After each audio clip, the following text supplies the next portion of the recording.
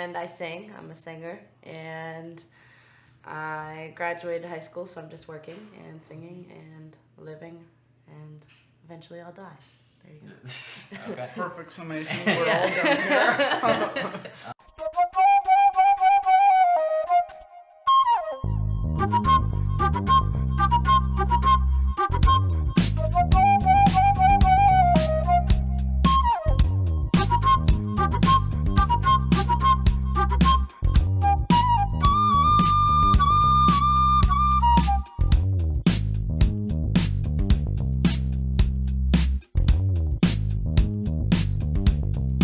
Welcome everybody to The Soul Purpose. We are here with my other sister, Pishima, or Pish, and we are going to be talking about herself a little bit. Her Majesty. I don't know about all that, but So, do you want to start by just maybe talking a little bit about just like your experiences, or like maybe introduce yourself a little bit in any way you'd like to? And if you're struggling for that, we can just get into the questions. But sometimes we give people an opportunity to kind of say like, "This is me. This is what I'm into." Who I Like, am. you can just give a little like summation of things. Okay. Like, I'm I'm Nitai's little sister. There we go. That's basically all I am. No, and I sing. I'm a singer, and I graduated high school, so I'm just working and singing and living, and eventually I'll die. There you go. Okay. Perfect summation. We're all done here. Okay, cool. So we can start with maybe just talking a little bit about your childhood. Not that it's that far behind you yet, but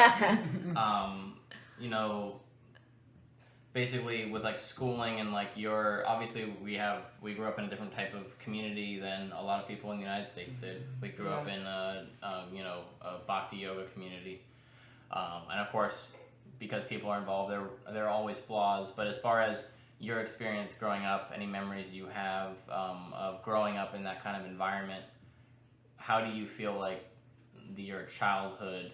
Well, actually, let me start with this. Do you have any memories of Bhakti Tirtha Swami? I do. I mean, I remember when he died. Yeah, you remember that? That day is vivid as heck. Well, David was 1 year old. It was like, and then yeah, she was too young to remember. Yeah, but it was like on her birthday. He passed away on her first birthday. Oh, I didn't remember. So that I was, part. I was 4, and I just remember, the energy was crazy. Yeah. People were either crying or just like singing. Yeah. And then I do remember them carrying his body to the temple. Yeah. And then the whole festival at the temple. It's one of my earliest memories. Okay. How are you feeling at that time with everything? Confused, to be honest. I mean, you weren't really quite grasping, kind of. Yeah, I mean, because even though the energy was like very sad, I mean, maybe even I may have been crying or something. It wasn't like I was sad per se, because the energy was also very uplifting. Like there was a lot of, support or I don't know, just community happening at that moment. And I know that like even because I have very few memories, but a few before he passed away of him, and it was never like, and you never really thought about the fact that he was dying, because he never really made it like his mission to just fall into it. It was more just Mope. Yeah. No, he got even more energetic still, and more just like when he could. Yeah. Up until the end, he was basically giving classes until the last few days, maybe, when he really couldn't. Even when he couldn't speak because of the tumors in his throat, he was. I remember Radha Swami was staying with Mammy at the time, and Radha Swami would come and sit next to him, and because he couldn't speak loud enough for anybody to hear him, he was like just like barely getting the air out, and basically, Rhino Swami was like had his ear right up to his lips, and then he would come back and he would say, he was just telling us like he was relaying for like everybody, because he had little darshan of just like 1 or 2 people. Obviously, people just got close, but like for he still wanted to give class to like 30 people, and obviously with no voice, you can't really do that so effectively. So yeah, he was keeping it up till the very end, which is an inspiration. Just like Prabhupada, man. Yeah. Like it was, laying on his deathbed. Yeah.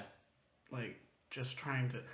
It's a very powerful experience to have as a child, I think, because when I was in Gurukul, we got to go visit some devotees that were in Vrindavan and or Mayapur that were leaving their body, and so they would bring, and those memories also I like stuck with me for my whole life. Yeah. To see how peaceful their passing is compared to the people that I see now at work, very like a lot of scared and frantic and and they're just accepting, and it's really interesting. I think it's definitely something to see, because a lot of people have things that they've lived by, so to speak, whatever their morals or beliefs and like the way they live their life. But when you see the way people end their life, like you said, a lot of people end up they're not as prepared or as like sturdy or strong. Like everybody eventually succumbs to death, at least in this body that we have now. This body succumbs to death. So the idea of like seeing someone who's literally knows death is coming, there's no wow, he already had a leg amputated, it wasn't enough, and they're still like, all right, they're not changing their beliefs, they're not freaking out about it now. They're not. There's not this like secret attachment that they were hiding, and they're like, no, I can't go. Like like they're really living that life, which it's hard for us to actually do that. To not have that doubt at the end is like, it's powerful to see from like my perspective at least, because like it makes me feel like there's more validity to it. Because if it wasn't valid, wouldn't you feel a little like, oh, what if he had no doubts at the end. Like what happens if you have one doubt, you're gonna be a little freaking out. Right. But he was just like, this is it. I'm going wherever Krishna wants me to go next. Like, and that's a powerful thing for that. That's kind of what I remember feeling that way a little bit. Yeah, like, and his energy definitely carried out. Like even after he passed, there's just, I mean, people slowly started going back to their own lives because people had gathered so much when he was passing. But it was definitely, he definitely carried a inspirational energy with him for to the time he passed till even going on after. Yeah. I mean, even now here we are talking about him, and it's been years, I think about him all the time. Yeah. And I mean, Dad's still doing all his tapes, so like you're always seeing the classes and stuff. Hearing, and kind of just you hear his voice down the the wall. I love listening to his classes now. He was such a powerful speaker. Oh my god. Yeah. I mean, he was so well educated. That too. I always thought it was funny the way he started. Was that he was trying to disprove it. Oh yeah. Yeah, because he was super well educated, and he was like going to, was it Princeton, I think, right? Yeah, I think he went to Princeton. Yeah, I'm pretty sure it was Princeton. He was doing that whole thing and had like his life together. He was gonna like go into, what was he gonna do? He was like a psychiatrist. He was gonna go into the United Nations and stuff like that. Yeah. Like he had big plans, and he was a very smart guy, very well educated. And then he had been going to like this guy for yoga classes, basically, and stuff. And the yoga guy, and he kept like thinking of this guy as like his guru. He was a little spiritual, but like he was like, oh, he's my guru. I do yoga in the morning, 30 minutes, And the guy kept telling him, I'm not your guru. I'm not your guru. Okay. And then the guy's like, no, it's like that I learned from him. He's like, yeah, but your real guru, he's coming. And then when Prabhupada came, he said, that's your real guru. And so Bhakti Swami was like, I gotta go see this guy now. But he went there, and it wasn't like you gotta do this 20 minutes of yoga in the morning. It was like Bhakti yoga. It's like a lifestyle. And he was like, I don't know about this. So then he's kind of like, he basically started going, got the books, was reading them, listening to classes, asking questions, because he was like, if I can't, like, this other guy has never led me astray before, so him telling me that this is it, like, this is what I've been searching for, this is the real deal, then if I have to prove it wrong, so I can be like, well, it wasn't actually the real deal. So you can move on with your life. So I can move on with my life and all my plans. But the more he read, he got just like, he was like, I gotta do this now, and he gave it all up, and I mean, he still ended up dealing with the United Nations, and like, interestingly enough, he did it. But he did it from his perspective, like bringing that Bhakti Yoga message to a wider audience and to a lot of leaders of the world. I mean, he met with all sorts of leaders and tribal leaders. He really was trying to carry on what Prabhupada. I mean, I listened to his classes a lot, and like the common theme he always is getting at is like we have to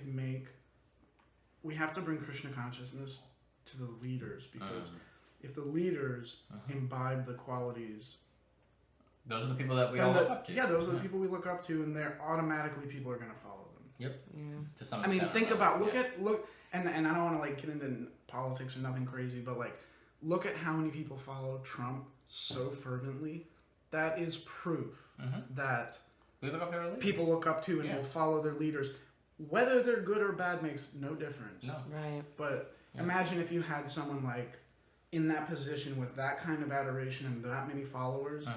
But it was a teaching love instead of hate and bigotry and racism. Yeah.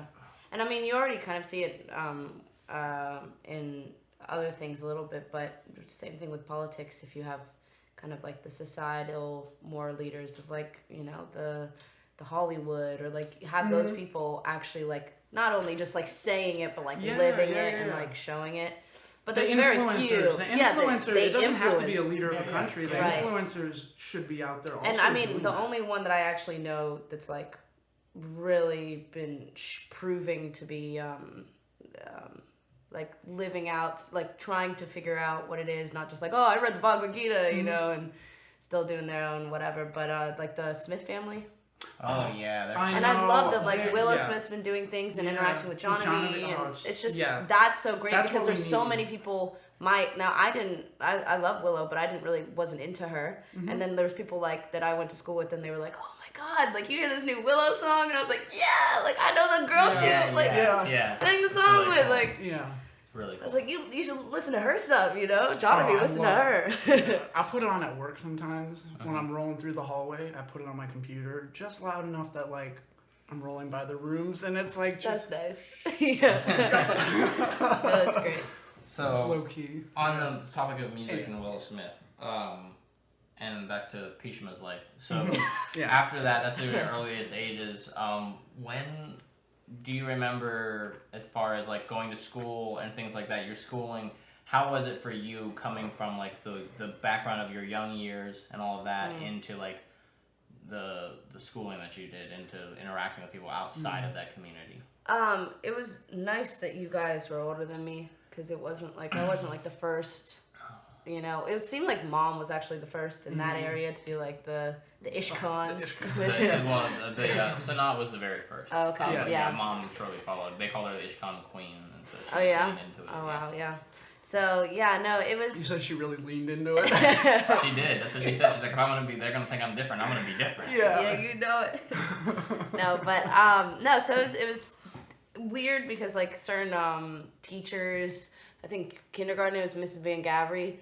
Mom always gave her like a separate thing of like, these are her snacks, because she can't eat like the snacks you'll give out. So like when you're giving out snacks here, you take it from her little thing, and like because you know she was so inclusive and Mom was so like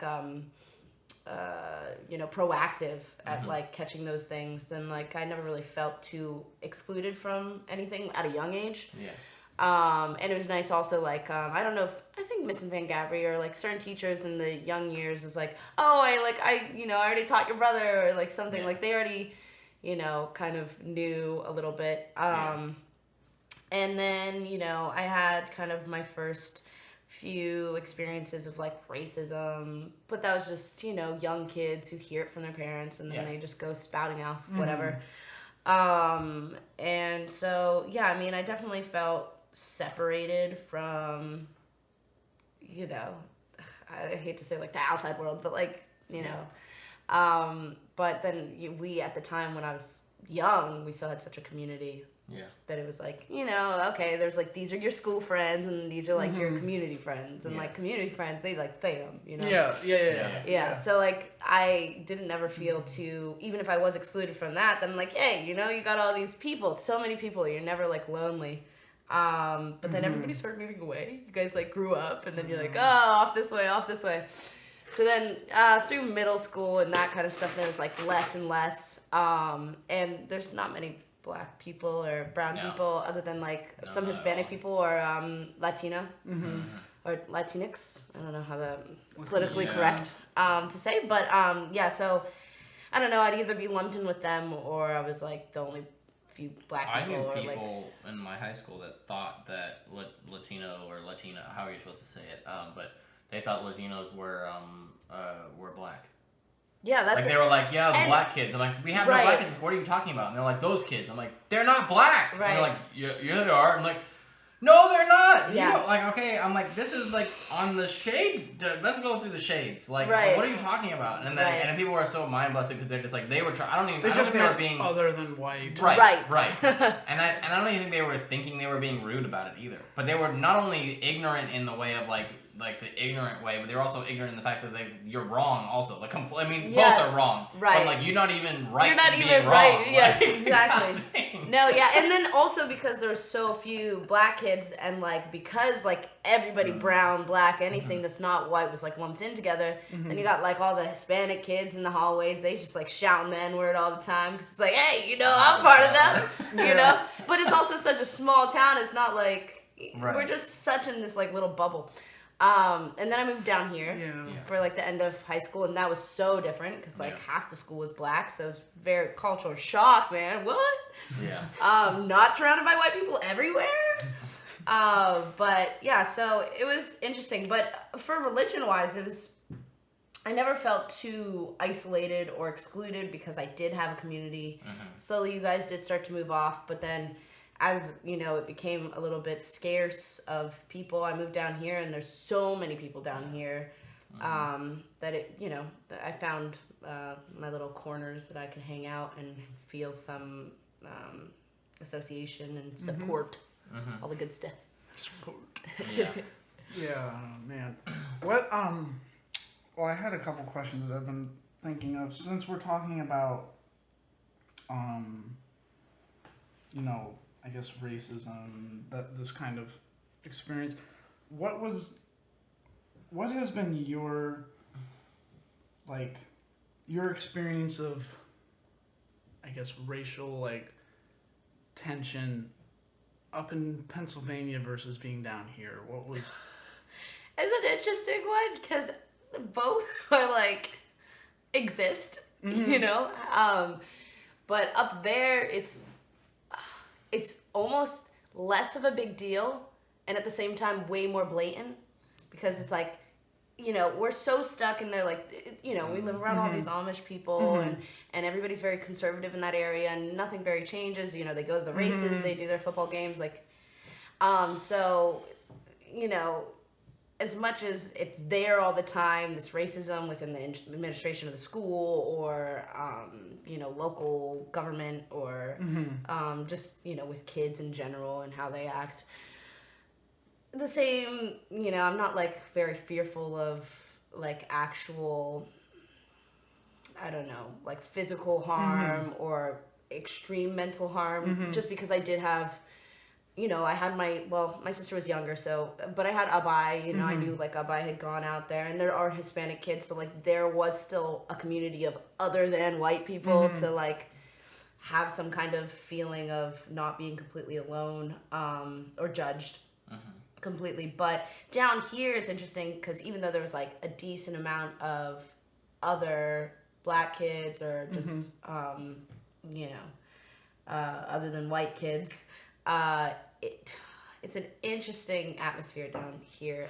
Just it's like subtly, but it's definitely there. More, it's deep rooted. It feels more hateful. The racism, and this I'm asking because, I mean, I'm white, so the only experience of like, oh, you're an other that I got was just from it was more from the religion, than because we my believe color. Different. So as long as I learned that as long as I didn't go out and about telling people I'm an Ishkan, I could get treated normally, but at the same time I also got to experience some of that, like, that hatefulness in a way that, I mean, obviously that, you know, well, they get so comfortable less with hateful up there, and it felt more because just due to sheer ignorance. Whereas down here, it feels much lack more of exposure hateful because everybody there is white. So it's, Yeah. like, it's like a lack of exposure. Down here, I mean, I was appalled when I first moved to the South, and I started to see the different things that, like,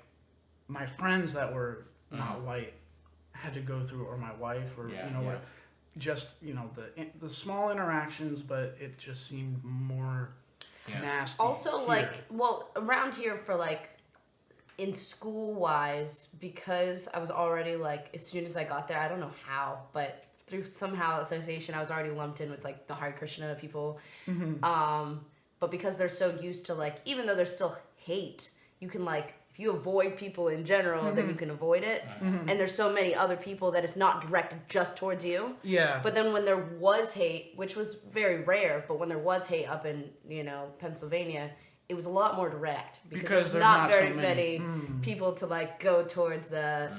I remember.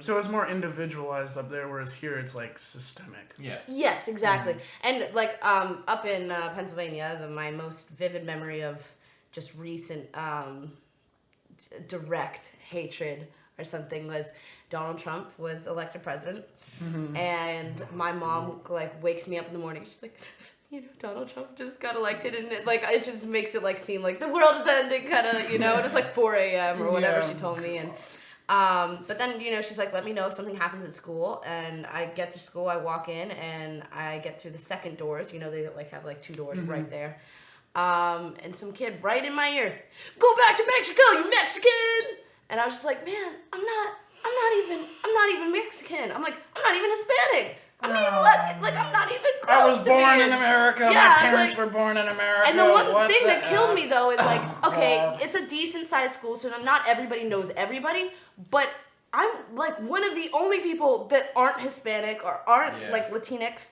So like, how am I like? And I sing, like I was doing like you know, I'd sing the national anthem or stuff like that. So like most people like knew like of me enough to be like know who I was. Yeah. And then I was like, but it just doesn't even make sense. Like I'm not even what? And so I was just so I wasn't even bothered. Like I would have felt worse if I was like Latino and I was just like, what the, like, you know? Really? Yeah. But then I was even more pissed that I was like, I'm not even close to being, and what, for what? Yeah. Just to shatter. Just trolls. Yeah, but anyway, What so I find there's funny some is direct how things, they, after Trump won, right? And they're all telling everyone like, Hillary lost, deal with it, Trump won. And look at those same people now. Biden won, there's no evidence of fraud, there's no that, and my God, they are the biggest crybabies. Trump's gonna get reinstated. Yeah, and that's like, what happened to the Trump won, suck it up. Biden won, suck it up. Man. Both parties do that It's every like- year. no, every I 4 know, years. but they're everybody like does that- it. Everybody that- complains so much more and then tries to get it extreme. undone, and then the next side wins, and then they complain and try to get it And undone. they run around It's just telling an endless everyone, cycle. "Oh, you're a snowflake," but Yeah. it's like they're the biggest snowflakes. Everybody's They're a the snowflake ones. these That's days. why they propagate the racism. It's even now they're having this whole debate. Like I mean, Mukunda and I were a lot talking of last people are night. snowflakes. I shouldn't say everybody, but there's a lot of snowflakes. In the There's a world lot right of snowflakes, but like this whole thing with the critical Sensitive. race theory. You know, have you heard them now? They're talking. The Republicans are all going on about we can't be teaching critical race theory, but it's like, first off, none of them actually know what critical race theory even means.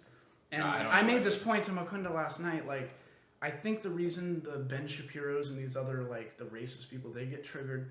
They don't like critical race theory being taught. First off, it's getting taught in high school and college.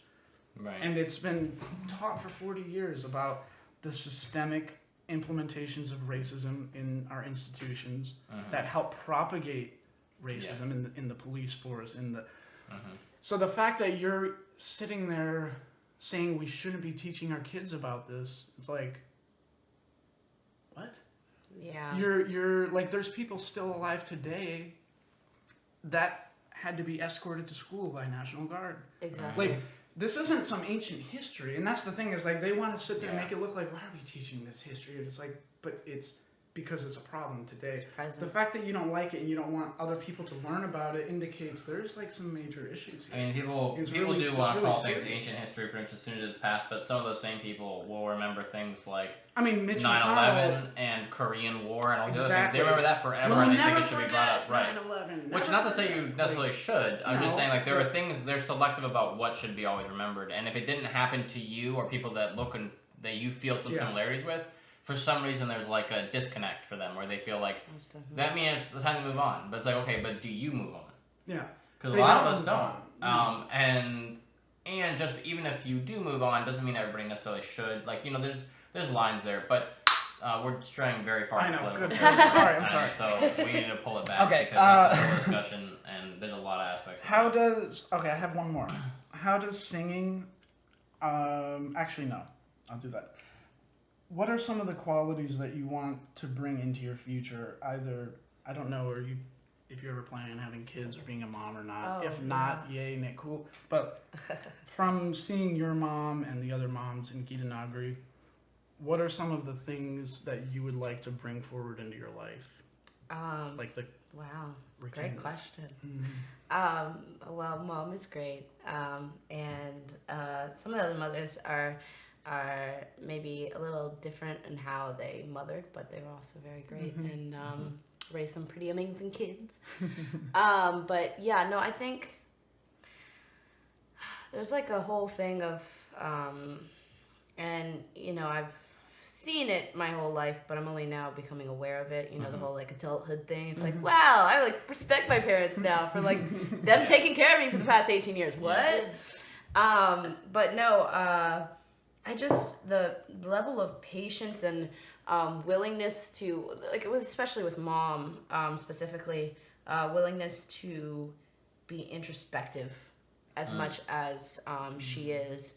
And like, you know, we're human, obviously, so we get caught up in this or that every so often, but it's amazing. And dad too, just seeing so much growth and willingness to look at oneself and like actually put commitment towards changing and being a better person, not for yourself only, but for everybody that's involved with you and the people you care about.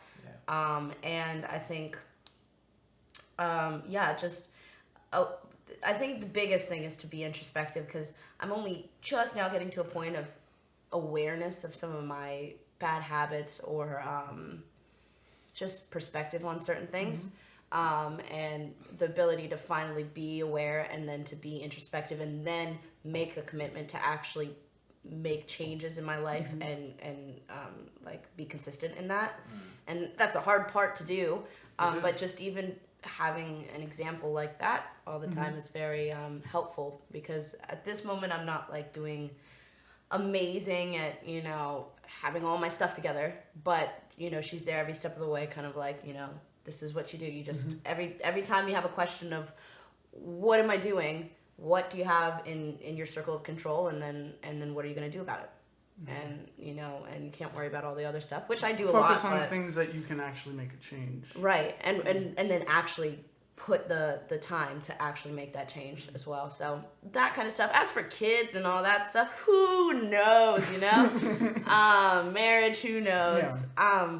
But I definitely like, you know, where I work, people are always making jokes like, oh, what, you know, you talking to a boyfriend, you got a boyfriend or something like that. I'm like, you know what? I'm trying to focus on me, because right now I'm so young, and you know, you get so involved in just anything that kind of sidetracks you from taking care of yourself, being aware of what you need.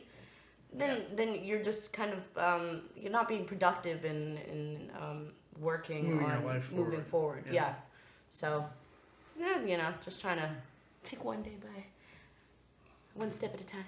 Yeah, I mean, I think you have to know where you're at and have the introspection that you're talking about in order to have a good, like a healthy relationship. Because I think a lot of times after a few years of being with somebody, it can become even more apparent if it wasn't apparent immediately. Right. Different issues. People are giving up things that they thought they were okay with, but they didn't even really realize they were giving it up, and now they're not okay with it, and now all of a sudden it's been held over your head because they gave it up, but you didn't even know they were giving it up. Just like a lot of things that stem from just issues of not really being as present with ourselves because we want to pour into someone else because it makes us feel better in the moment. Yeah, it's a very momentary bliss, not actual. Yeah. It's not a long-term thing. Temporary unfortunately, a lot of times. Yeah, very temporary fix. So I think that makes a lot of sense. And that's with a lot of bad habits that I have right now. It's just or just in general, like the way of living is just a quick temporary fix. But then you're like, why is everything falling apart? It's like because you're not actually going to the root. You're just like going to a branch. Shanka told me the other day, I was over there, he said,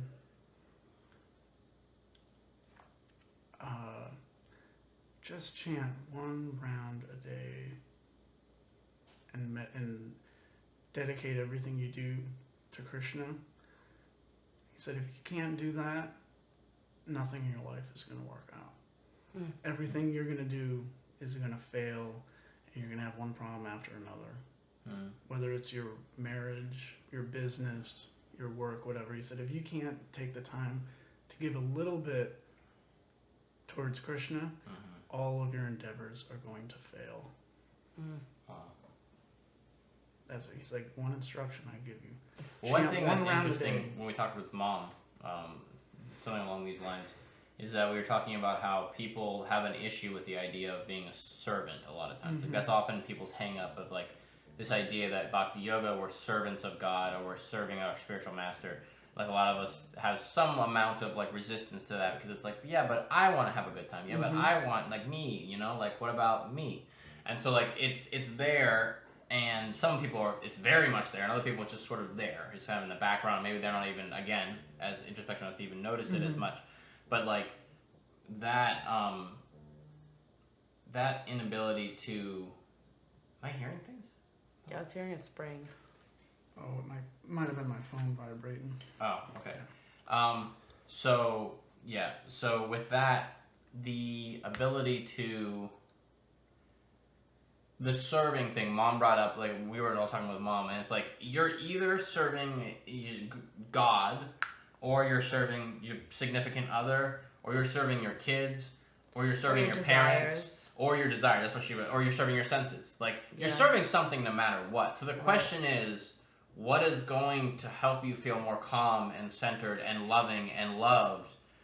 And as I like a lot of times we find that, like you said, the temporary fixes, like you do these things because they feel good in the moment, but then a little while later you don't feel so good. So if that's like these temporary things, like what is less temporary, and that's when you start to try to do more like Bhakti Yoga type eternal. Because you know, but of course, it's easier said than done because Krishna is not tangible in that sense that like in the sense of like where we can like feel him with our material senses or like see him with our material senses right and now. Prove well, it's interesting, right? And so then it's kind of like, well, yeah, like that sounds great, but what am I going to do? Sit down and meditate on the problems go away? It's like no, but no and yes. Yeah, no and yes. Well, it's interesting. I've had. But it's baby steps, like you said, one round away. One you don't round, have to be like, I'm going to give up my whole life right now and go into the forest and be like, and everything's going to be better. It's like, no, that's not it.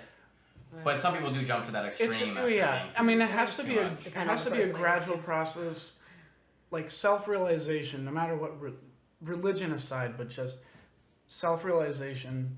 Yeah. Has to happen naturally. You can't force it. Right. But one of the ways that I think most of society is guilty of this. We move through our life, just like you were saying, bad habits, right? The bad habits, whatever they may be, essentially is any kind of like coping thing that we do to make us forget our true nature. Right? Yeah. And this is why the chanting on your rosary, going to church, whatever, it's not about like, if you're like, we choose these bad habits over being alone with ourselves, because when we're alone with our thoughts, we start to think about uncomfortable things, the nature of reality, the nature of death and existence. And if we don't have a guru or someone to kind of guide us through that, it's scary. And so most people would rather, when they have quiet time, they would rather go drink or do this or go do that, distract themselves. And so then you end up getting towards the end of your life, and every free moment that you could have been spending with yourself and introspecting, you've instead wasted it on external things, no matter what they are. It could be even something good. Oh, I'm going and I'm donating food to the poor, I'm going and doing this. But if you're doing that to escape avoid thinking about the nature of yourself, and Krishna is tangible in the sense that everything around us, and this is one of the things I'm learning more and more when I hang out with Shankar Prabhu, because like right now we are interacting with Krishna. I'm interacting with you, I'm interacting with you. Krishna is the spirit soul within us. So it's not that Krishna is not tangible, it's that we choose these things over taking a second to realize that we are always interacting with Krishna. It's like there has to be a shift in your state of consciousness to realize that he's always there.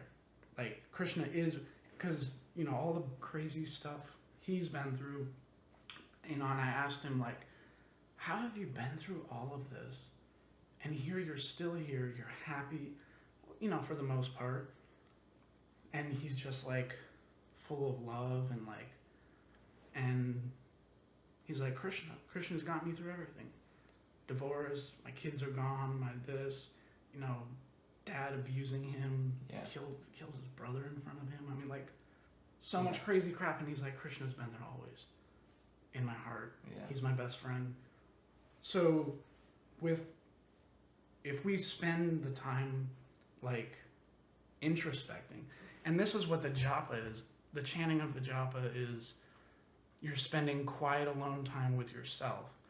And so you're really actually, when you're doing your japa time, you are associating with Krishna within your heart. And I think that really is like, if we can't even give, you're not just giving yourself that time, you're giving that time to Krishna. Yeah. What's so the only yajna that we can really do properly in this day and age? Yeah. It's called yoga. That is a sacrifice. That's the fire sacrifice that we can do. Sacrifice of the chanting. You're pouring it into the fire. Your time and your attention that you could spend anywhere, but you're willing to spend. You know, whether it be 5 minutes or 20 minutes or 30, however many minutes you spend, you're giving that amount of sacrifice to Krishna, but also to yourself, because it does actually, it's because to you're Krishna and introspective. it's to yourself. So self-care. You get the double. You it's get like the double whammy it really is. Yeah. A 2 for 1. And it's like when he started to explain this to me in more depth, I was like, wow. Like, all it takes is the right person giving you a little bit of info to shift your perspective on something, and then all of a sudden you're just like, wait a second, oh my god. I struggle to. I mean, I at times recently have not had such an easy relation to Krishna, or like if somebody's like, oh, like say Hare Krishna and like everything will be fine kind of thing. It's like, it's not, I haven't been able to just be like, oh, you know what, like, but it is perspective, and then it's also hard for telling somebody that when they're that kind of stuff. Not you, them. Someone telling you Hare Krishna and everything will be better. It's like, that is technically a true thing, but it does not help you get through whatever you're getting through right in this moment if you can't focus because of it. Right. So well, I think it's also like, for me, it's thinking of, or like I struggle to sit alone with my thoughts, definitely.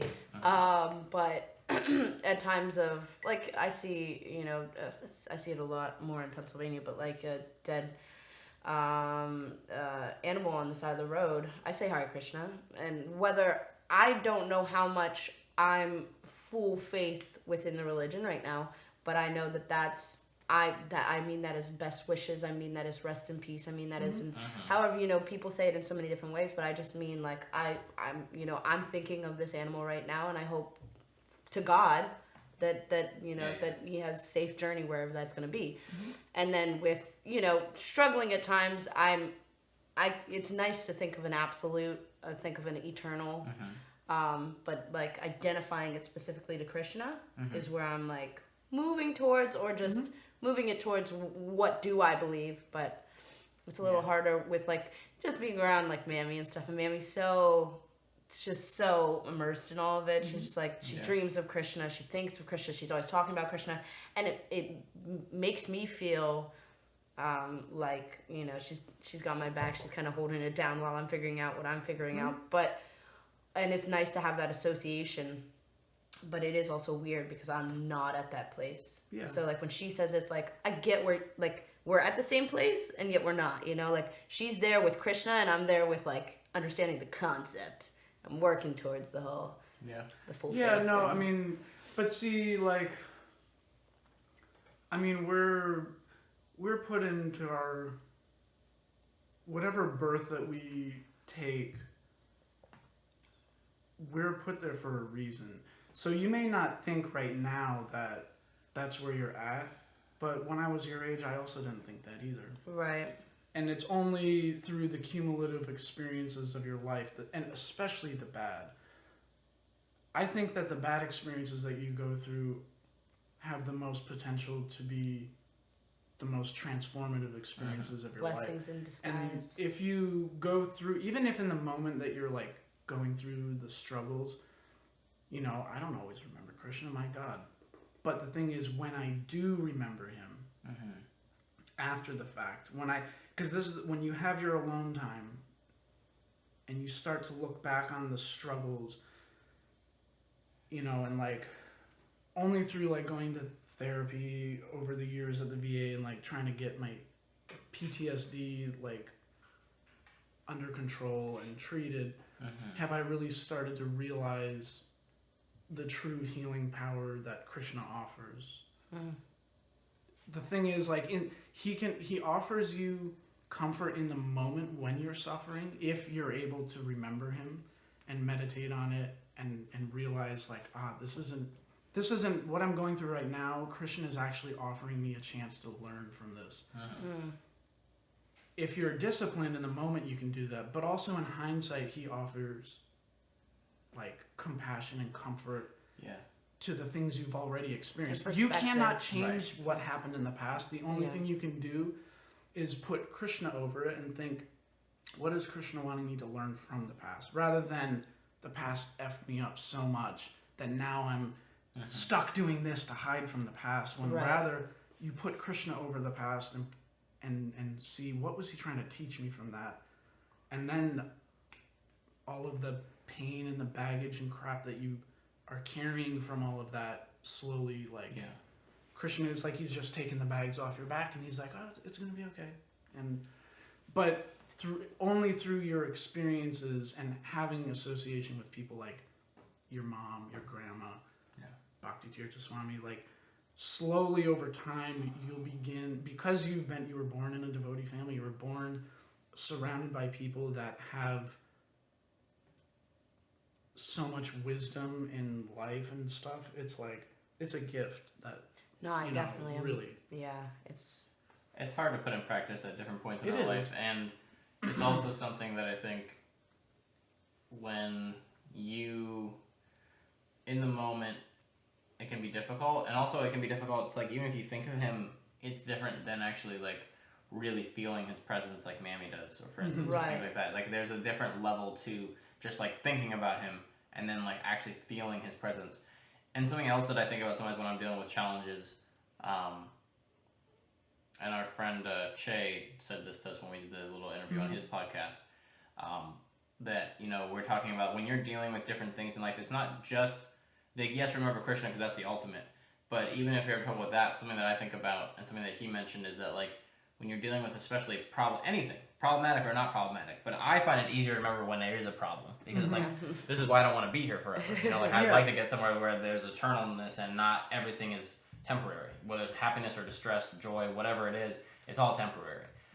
Life is temporary in this form, and so the realizing that it's like, it's karma too. Like, when I'm going through something in this life, there's a reason I'm going through it, and it's something that I've done in my past, whether it be in this life or in a previous life or 2 lives ago. Something I've done has warranted this reaction. Good or bad. Every action creates a reaction. And so, you know, knowing that, like, it can be kind of like, I think sometimes there can be like guilt that comes with that. You can be like, wow, so that means I did this to somebody? I don't think it works quite that simply. Like, it could be something somebody did to somebody. You know? Right. It could be that somebody, that, you know, whatever mindset you're in now, you put someone in that mindset before, doing something completely different. I mean, there's all different rules to that, and like, I'm not going to say that it's for sure exactly the same, but like, it's not about like going back and being up on yourself about something you don't even know about. It's more like, I can make changes in my life now to not have these kind of things, especially with the ill things. I can make adjustments. I can treat people in a way so that I have not these kind of repercussions in the future. And when someone, like, if me and Hans are getting in a fight, not that that really happens, but let's say Hans and I are in a fight, like, in years past, we definitely have. It's like realizing that his, like, whatever problem I'm having with him, number one, it's a buildup of my karma, that I'm having the issues I'm having, and number one, it's a buildup of his karma, that he's presenting whatever problem I think he's presenting to me, and vice versa. I'm presenting a problem to him, and it's a result of his karma. And he's presenting a problem to me as a result of my karma, which is the reason we're in each other's lives. Because our karma. And so it's like, take responsibility. Like, even when somebody drives you nuts, that's the results of my actions. Yeah, yeah. And I feel like sometimes it can feel a little intense. And it's really not the other person driving you nuts. It's you driving yourself nuts. It's these mental constructs that we end up creating for ourselves. 100%. Because you can choose to not be around somebody as much. You can or not even be annoyed. I mean, they could be doing something so intense, and it's like, oh, that doesn't bother me. Just by the way. But somehow it does. And we get caught up in the moment. Mm-hmm. But I think looking back and realizing, oh, that was like their karma was to do that, and my karma, and then like sometimes you can, when you think about it as, I feel like for me it helps me step back from it to think about it as like a rolling ball, like momentum of like karma. And like if somebody presents me with like all these things of their karma, am I gonna like flip out and react and like have a giant fight about it, or am I gonna be like, you're also sowing? That's intense. Well, then you're creating new reactions. Well, this is on how you react. For sure. And this is where God consciousness is the only way of. So we're in the material world. The material world is controlled by the three modes of nature, right? You have goodness, passion, ignorance. Yeah.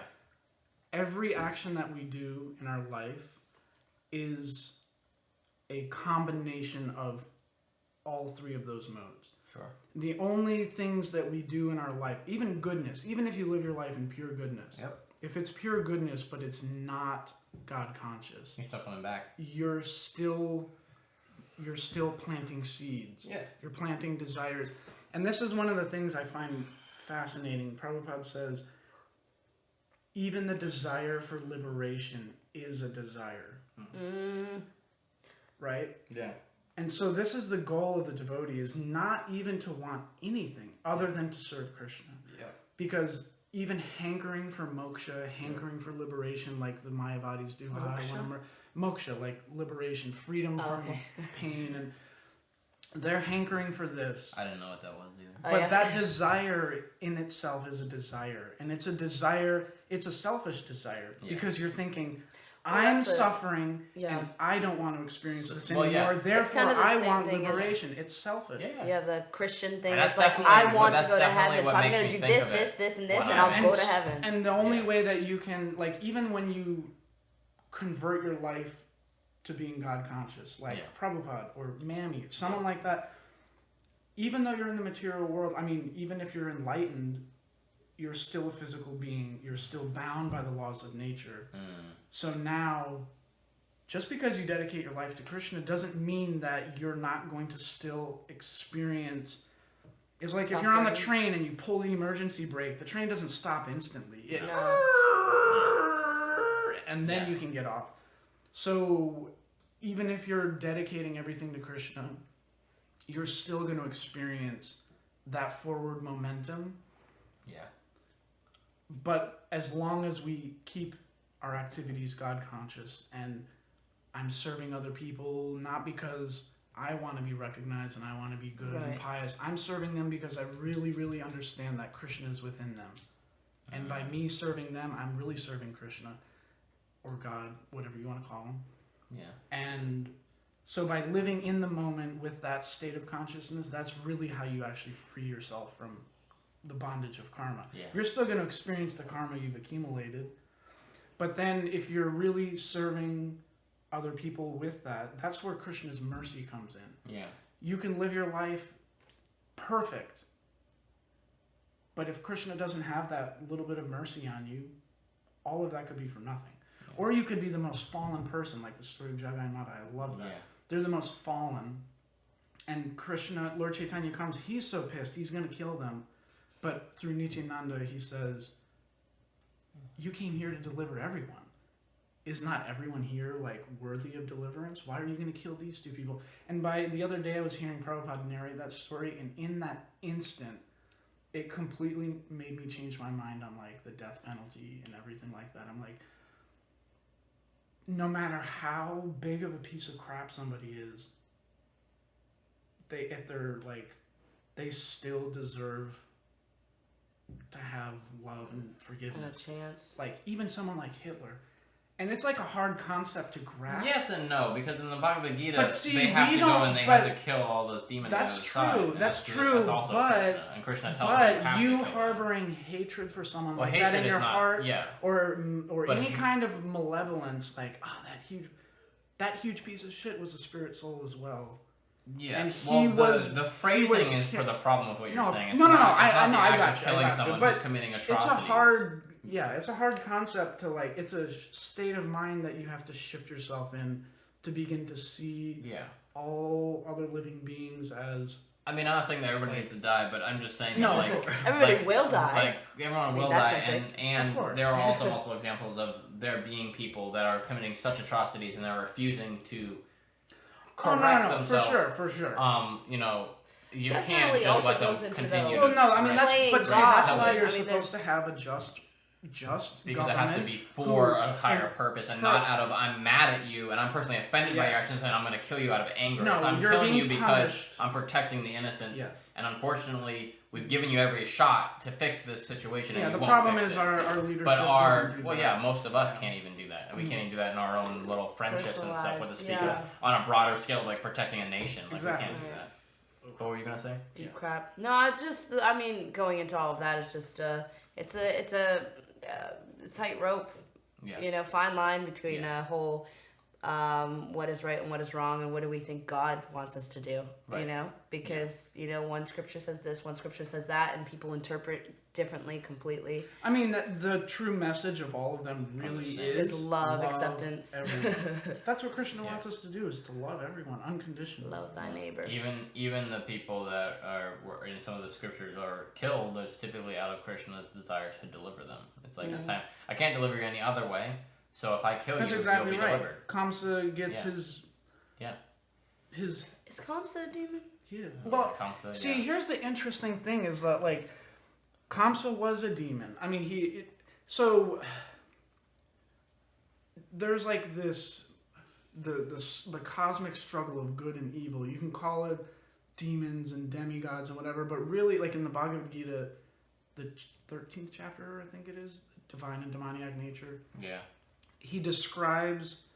Krishna describes the nature and of the light side and the dark side. Okay. So it's not like, you know, when we read the books, they'll oftentimes say demons, and like because of the Christian connotation of demons, we think of it's like dark some soul entity with a pitchfork and but Sanskrit, it's not that. Isn't the Sanskrit just the opposite of God conscious? It's Sura and Asura. Someone who believes in God, right. Someone who doesn't believe in God. So, or I mean, but like also in all the pastimes to be honest, I don't remember any of them like vividly. Mm-hmm. But in any of the pastimes, it was like it seemed like even some of the demons or I feel like there was another word, but demons for lack of a better, were maybe aware of God, but had a consciousness of wanting to be God. Yeah. And like so wanting to be God that like they're allowing themselves to to acknowledge or like to know that God's there, but like to almost allow themselves to pretend that his power isn't there, or to like almost just to build themselves up. Like it's like an ego, like allowing ignorance. I mean, for sure. And well, see, Krishna, because he is a person just like us, and not just like us, but like in the sense that you have your own wants and feelings and needs. Krishna he doesn't have any needs at all. Yeah. But at the same time, he does. And so when he wants to experience beating someone's ass, using his mystic potency, he can bewilder certain living entities so that they have this mentality but it's all really just a big game so that he can come here and experience that. They're really a devotee. Kamsa, I mean, they're really actually a devotee, but it's like when you're playing hide and go seek, who wants to be it? No one, but someone has to do it. Yeah. Otherwise, no one can have fun. Yeah. So when Krishna wants to come down and have fun, someone's got to take it for the team and be the demon. Someone's got to be the Hiranyakashipu. Someone's got to be the Kamsa. I mean, even Bhishma Dev. Bhishma Dev is not a demon. He's a great devotee, but look at him. He's fighting on the side of irreligion. He's fighting for Duryodhana. He's fighting for evil. Yeah. But he's a devotee of Krishna. So it's like, and this is why Krishna kills Kamsa. He kills him.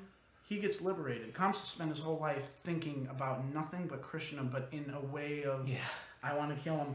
And so the demons, they recognize Vishnu as being God, they see him as Vishnu. And they think Vishnu is all-powerful because he gets his power from the people who worship him. If we stop people from worshiping Vishnu, then he loses his power. And I can get the power. So, but they don't understand that Vishnu doesn't need the worship. With or without it, he's all-powerful. And that's the part. It's because they lack the element of surrender that the demons think that they can overthrow him. It's really fascinating. But all of this is just there so that Krishna can experience these pastimes and so that we, the devotees, can hear about the pastimes and then talk about them endlessly. Like, it's really awesome. Yeah. It is. Yeah, there's a lot of deep dive to do in regards to all of that. But pulling it back a little bit. Singing. You're singing. Yeah. I want to talk about how did you get into singing, and what's your little singing story? And how does it play such a role in your life? Like what? Yeah. Like how did you get into it, and what about it is keeping you in it, and where are you at with it now? That whole thing, that journey. Well, I mean, since we were all kids, kirtan has been a main part of our lives. Mm-hmm. And do you want to describe kirtan for those who may not know? Kirtan. It's it's 3 words repeated over and over again. And how many? 9, maybe more. What's the sequence? Anyways, we say God's names, and then 16, something like that. Anyways, we have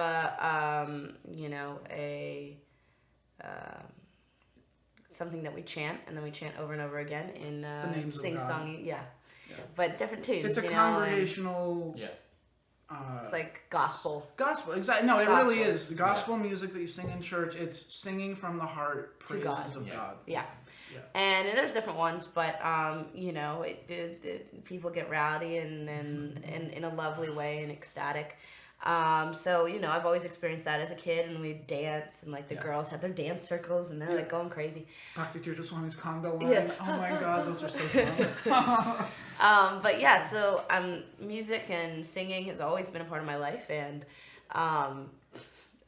Dad, he was.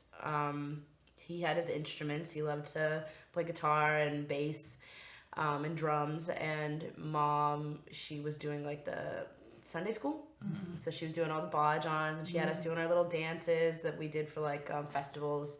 And we'd sing along with these bhajans, which is other gospel kind of songs. And so music has always been a part of my life. And then I was 11 or 12. I was 12, and I did a song with my dad because I was really obsessed with this boy band at the time, and they sang a song called One Day by Mattis Yahoo, which is still end all be all favorite, of all Karmi songs, it's the most religious almost to me, and it's a simple love everyone, and one day if we try our best, then maybe everyone will be loving towards everyone kind of situation. So I sang that song with my dad, and he played the guitar, I played piano, and we posted it on YouTube. It's a real crappy quality video, but I love it. It's great. And so I did that song, and actually right around that time as well, a friend of mine and ours, family friend, his father passed away. And he had a music store, and and he used to do guitar lessons for all these kids in town. And he had a band, and Shaman's parents, both Dave and Delphine, had a band. Yeah, I never got a chance. It was really sad. He was really good. Yeah. He was really talented. He was really good. But so he unfortunately passed away, and so the music community, his students and his friends came together, and they did a memorial for him, and that was the first time I ever performed. It was with a band and everything, and I think I must have been in AIT at that time, because I remember you or somebody called me telling me what happened, but I wasn't able to come there. Yeah, it was right around Christmas too that it all went down. It was crazy. So that was the first time I sang, and then from there, the people I played with, we started playing together. as like a, official thing, kind of. So I did shows for like Thanksgiving in summertime, and I started writing my own songs around that time as well. And they were all very depressing, middle school. Angsty. Yeah, very angsty. And Albai had just left for the military, so I was all like, oh my God. Yeah. So that was kind of where I was at with that. And then, here and there I do like devotional things, like for 24-hour kirtan, I do singing. And so I do bhajans, I do my own songs, and I did covers. And, in some ways I'm very much stuck in the whole Maya a little bit. But in other ways, I try and do more songs like one day, or write songs a little bit more towards whether I'm there or not, where I want to be, or where the people I want to be surrounded by, and that kind of stuff. So that's about it. I'm just doing a lot of singing. Dad's still very much involved in that. We'll have to and drop helpful. your YouTube in our... Yeah. Remind me, sometimes I forget to do things like that because it's like a couple weeks after we record. Usually Like and subscribe. So I'll have to Smash that like button. Yeah. I'll have to make sure that we put your like a link to your channel. What did we do before YouTube? What do you mean? Like in it's society? I know it's like so weird. It was before YouTube. Facebook. It was the... I have, MySpace. MySpace, yeah, but that's what it is. So, I have a follow-up question. This thing might stop, and if it does, I'll just like restart real quick, because I just have one last little question I want to ask based on what you said, and then we can be kind of wrapping up. Cool. But it's interesting because like obviously you like you said, a lot of it's like kind of like theoretical, or like it's like you get it, but you also kind of like, but I don't feel it to some extent, right? So what you just said about the writing songs, that you're trying to write songs more in line with where you'd like to be, and it sounded a little bit like you were saying that maybe that is still in that direction of like where Mammy is to some extent, or is it? What Mammy was that? is a whole like. Well, you know what I mean, but I'm just using her as an example. But it's like Yeah, that type of like more feeling it, or what did you mean by that? Well, I mean, the songs recently I've written, my favorite one recently, is called "Simple Things," and I'll just read the line of the chorus. And this is all my songs are basically me preaching to myself, because like this stuff is not like I don't know it. It's not like I'm living proof or anything. It's just I'm aware that I have my problems and I need to be working on it. But the line is that you don't need the weather to dictate whether you're feeling good or better. And like whether it rains or shines, like you can always find like the simple things in life are really like all that matters. That's not exactly the line. I kind of went off there a little bit at the end, but basically that just I mean, I don't know where I stand with religion. At the end of the day, I think things sometimes get so particular. You do this and you do this, and this will give you the result. And and you want to be saved, that whole concept gets lost on me sometimes, because I find myself very stuck in desire, and with being told that it's like, well, I desire to go to a better place. It makes me feel like just as crappy as me desiring to eat a bunch of chocolate. And then like I eat that chocolate and it's like it's great, but then like what you did for that result, was any of it really worth it? Was any of it for a point? And when you ate that chocolate at the end of the day, were you truly rewarded? Was that like the ultimate reward, or was it just fulfilling that desire immediate? And so anyways, with all of that, I think at the end of the day, what I actually want out of life and want out of myself in life is to just be more compassionate towards myself and others, more accepting of myself and others, more patient with myself and others. I think more willing to be wrong, or I have a fear of being in a place of sadness, or a place of fear, or a place of anxiety, and all these things, and I want to be more okay with not being okay. And maybe when I get to a place of that I can move on to being, progressive towards, something more, ultimate or eternal, like truly eternal mindset. But I'm such in a place of Maya and such in a place of allowing such simple things to simple things, and not those simple things, such just anything so easily affect me. Yeah. And I find that at the end of my life, I was telling Nitai, my favorite book, it's not a religious book, but I take it as a religious book, is 7 Habits of Highly Effective People. Yeah. Love that book. Yeah. And then I also like, just another quick mention, is The Reenchantment of Everyday Life by Thomas More. Love that one.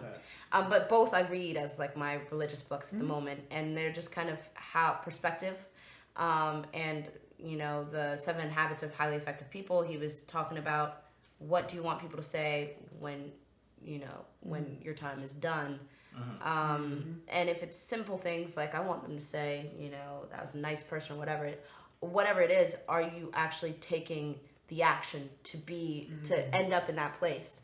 And are you truly being honest with yourself about, is that truly if you're dead, your body's there, you're looking at yourself and these people are talking about you, what truly did you want to get out of life at that point? And is it that I wanted a boyfriend, or I wanted this amount of money, or that I wanted this possession before God, I didn't get this, or whatever. Those are all temporary. It's so temporary. And when you're past, it's not like you've taken that book or that money with you to the other side. Or some of those mummies thought they could. I mean, the only thing that we truly take with us from, because I'm kind of with you there on religion. Yeah. And it's spirituality I'm with. So I think that humankind has effed up religion so much, because Prabhupada says real religion means and I'm paraphrasing, but real religion means living your life according to the instructions of God. Not the instructions that some person is telling you. God said that. Yes. And the thing is, and this is where the yogis would introspect, because they realized, and it's fascinating how in our Western civilization, we build all of these things outside of us to try to study the world around us, the nature of reality, what makes the world tick, whereas the Eastern way of approaching understanding the fabric of reality was, I am a part of reality. All of the things that make up reality must also reside in me. And if I just sit quietly and I meditate on the nature of my own existence, I automatically will understand the nature of reality around me, because it's all coming from. And so they meditated, and they and this is where Prabhupada will say, the disciplic succession, you have to find someone who's self-realized. The self-realized person doesn't become self-realized by living like a little bee going. They become self-realized by finding another self-realized person and taking instruction from them, and then they start to realize that the wisdom that I'm always seeking is already within me, but we're running away from it. How do we listen to it? How do we listen to it? Because and how do you make sure it's that and not your desires you're listening to? And that's really what real religion is living in accordance with the will of God, which is exactly what you're wanting.